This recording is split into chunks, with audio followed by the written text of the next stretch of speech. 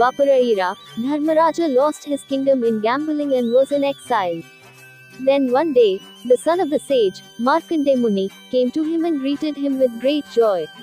All my worries are blamed on your darshan. As a result of playing gambling, I was forced to wash my brothers in exile. Daupadi also suffered. Who do I have the same sorrow for?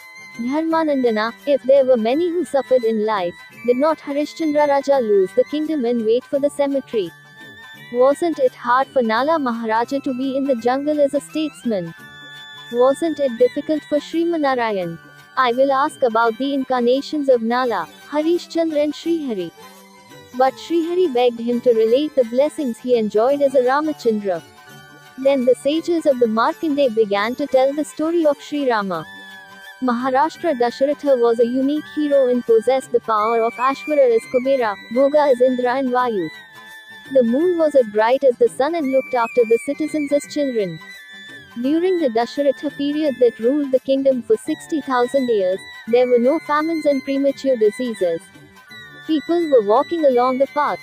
Dharmaraja was the prime minister. There were 7 other ministers, Darshan, Jayanta, Vijaya, Siddhartha, Athashika, Ashoka and Mantrapala.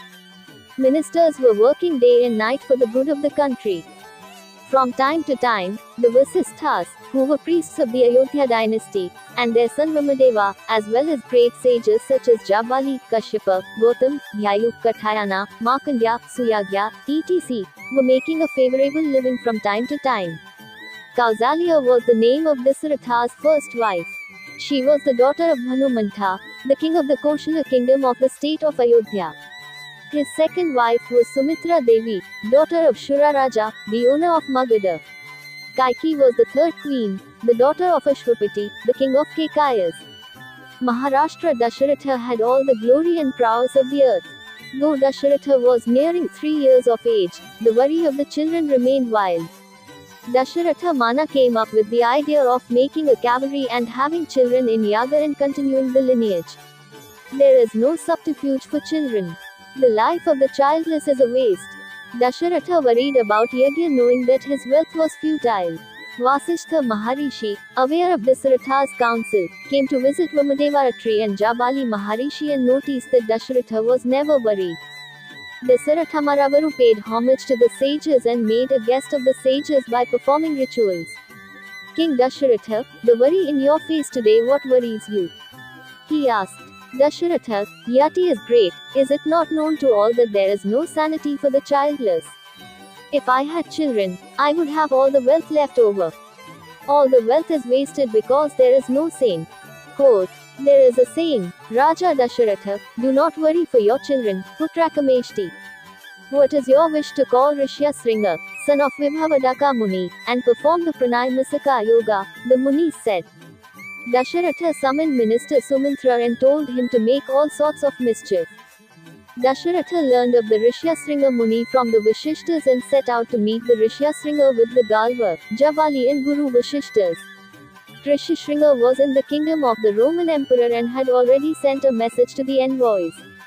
Ramapada, the king of the Anga kingdom, was out in the city when he learned of the arrival of Dasharatha Maharaja with the Guru. He was taken to the palace and made a guest appearance. Dasaratha also saluted the Saja's wife, Shintadevi. I wanted to do Putrakameshti Yaga for the offspring. Nara said to perform the Yatra of Putrakameshti by themselves. He asked me to be kind and give me Yagya. The merciful Rishyasringa blessed Dasharatha and agreed to perform the Yagya. The Gurus Vasishtha, Vamadeva and Jabali were also very happy. Dasharatha returned to Ayodhya with the sages of Vasishtha, Vamadeva and Jabali after obtaining permission from King Ramapada. Vasishtha Maharshis have a special purpose for performing the Yatra Krishna Yoga from the Rishyasringa. He began to explain the history of Rishyasringa to Dasaratha as the most capable and glorious. Kashyapa Rishi had a son named Vaivandika. While bathing in the Ganges, the nymph Ferva was hovering there while chanting the Agarmasana mantra. Devaida Muni became enamored with her beautiful looks. His japa stopped. Distracted, his rattle fell into the river. The deer, who had come to quench a thirst, joined the belly of the deer in drinking water. The deer conceived and gave birth to a male. Vibhavanka Muni, who was on the way, brought the child to the ashram. He prayed to Jagadishwara, "Wherever this child goes, there will be abundance of rain crops." At the mercy of Lord Shiva, Vaibandhaka Maharshi spent 30 years with his son without a woman's vision. Vibhakaran Muni, who called his son Rishyasringa, protected himself by all means. There was a king called Romapada in the interior. It has not rained in that country for a long time. Seeing the prosperity of the country of the Romans, who treated the citizens as children, Devendra made it rain for 12 years.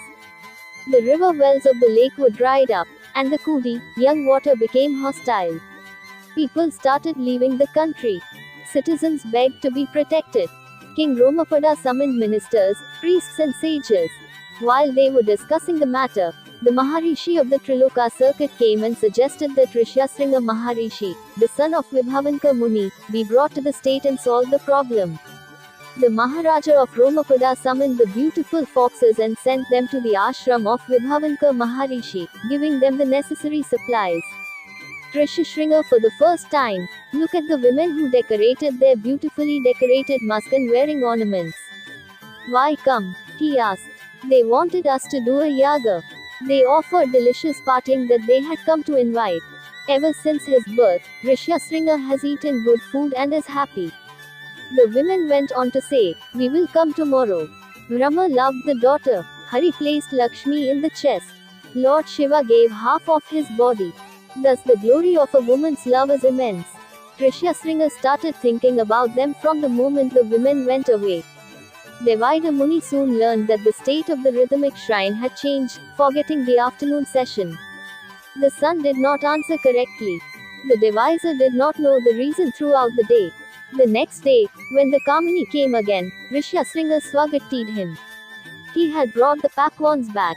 Rishyasringa forgot the meal of the ashram when the females brought the meal for a few days. The divider must state the reason. "Why are you faint?" he asked. When Rishyasringa told him what had happened, he realized that his son had received a meal from him and told him to go to Yagya, realizing that women would not be offended. "Do not be afraid when the communions come back the next day. My father told me to go to Yaga. He saw the army and blessed them for dividing them. We have come to bring their son to the king of Rome." The Roman king greeted Muni with excitement. He married his daughter Shantadevi and left her son-in-law in the state. Rain crop abundance in the country. The king also made the citizens happy. Rishyasringa remained in the realm. Dasharatha Maharaja ordered the construction of a yoga school on the banks of the river Saryu. He told them to hire people who would do all the work well. As per the king's order, he arranged for a school, culinary school, museum, dry lake, Yanalya etc. to benefit the Brahmins, the seekers and the people who participate in the yaga. Rice, jaggery, oil and pulses were stored for up to 2 years. All continents of the continent were invited. Many kings of Kashimaraja, Angadipa, Raja, Magadesa, Mandya, Marumahaipala and allies Romapada, Janaka Maharaja of Mittilanagar, Sindhu, Suvira and Dakshinaraya came and received Dasaratha's hospitality. Rishyasringa Muni accompanied by his wife Shantadevi was honored. Many sages such as Vasishtha, Atri, Gautam, Kamva, Angirasa, Kashyapa, Garga, Jakku, Jabali, Harita, Markandeya, Mitravarni, Muddala and many others came to the Yaga area. Great devotees like Chayavana, Dattatreya, Sushishi, Matanga, Suvatsa also arrived. A good horse was brought in for the cavalry. As a rule of no cavalry, the yajna is worshipped and left in the country. The army will follow it for a year and return only after the victorious world will finish the yaga. It is a non-equestrian rule that anyone should either tie the horse a fight or give the horse a reward. On the banks of the Saryu River, painters, sculptors, and carpenters worked hard to create pavilions. A middle of the school was built for many people to see.